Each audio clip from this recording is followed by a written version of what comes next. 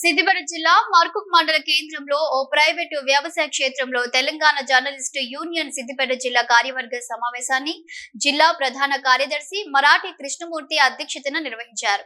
ఈ కార్యక్రమానికి ముఖ్య అతిథిగా హాజరైన టీజేయు రాష్ట్ర అధ్యక్షుడు కప్పర ప్రసాదరావు మాట్లాడుతూ ప్రజలకు ప్రభుత్వానికి వారధి జర్నలిస్టులు అని, ప్రజా సమస్యలపై నిత్యం పోరాడుతున్న జర్నలిస్టులకు అండగా తెలంగాణ జర్నలిస్టు యూనియన్ ఉంటుందని అన్నారు.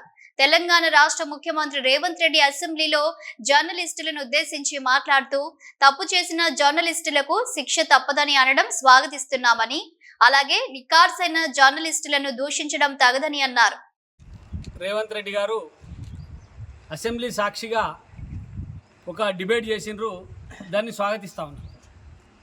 ఆయన జర్నలిస్టు సంఘాలు ఎన్ని ఉన్నాయి, అసలు జర్నలిస్టులు ఎవరు, జర్నలిస్టులు అంటే డెఫినేషన్ ఏంది, ఇట్లాంటి చాలా మాటలు మాట్లాడి మేము ఏమంటున్నామంటే అనుచితంగా మాట్లాడినటువంటి వాళ్ళని, నిబంధనలకు విరుద్ధంగా మాట్లాడినటువంటి వాళ్ళ మీద ప్రభుత్వం చర్యలు తీసుకోవచ్చు, మాకేం అభ్యంతరం లేదు, కోర్టులు చర్యలు తీసుకోవచ్చు.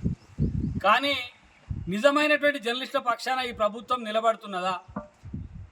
మీరు ముఖ్యమంత్రి స్థాయిలో ఉండి ప్రభుత్వ అధినేతగా ఉండి జర్నలిస్టులు అంటే ఎవరు అని ప్రశ్నించడం ఎంతవరకు కరెక్టు మీరే ఆలోచన చేసుకోవాలి.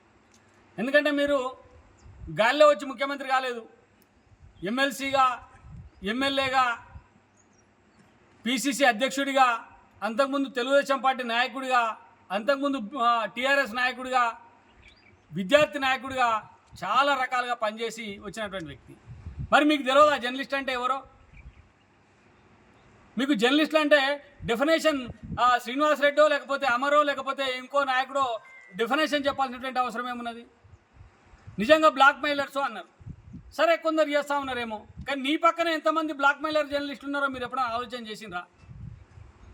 ఈ బ్లాక్ మెయిలింగ్ చేసేటోడు 10కో 12కో బ్లాక్ మెయిలింగ్ చేసేటోళ్ళనేమో బ్లాక్ మెయిలింగ్ జర్నలిస్టులు అని చెప్తా ఉన్నారు.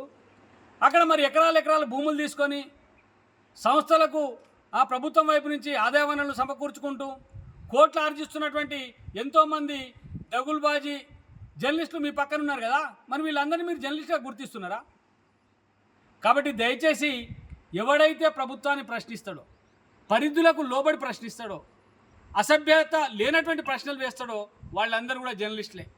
నువ్వు ప్రభుత్వం వైపు నుంచి ఇచ్చేటువంటి అక్రెడిటేషన్ కార్డు చూసో, లేకపోతే ఏదో సంస్థ ఇచ్చేటువంటి కార్డు చూసో కాదు, ప్రజల వైపున ప్రజల పక్షాన మాట్లాడేటువంటి వాళ్ళందరూ కూడా జర్నలిస్టులే, వాళ్ళు ప్రజా జర్నలిస్టులు అని చెప్పి ఈ సందర్భంగా మీకు తెలియజేస్తా ఉన్నాను.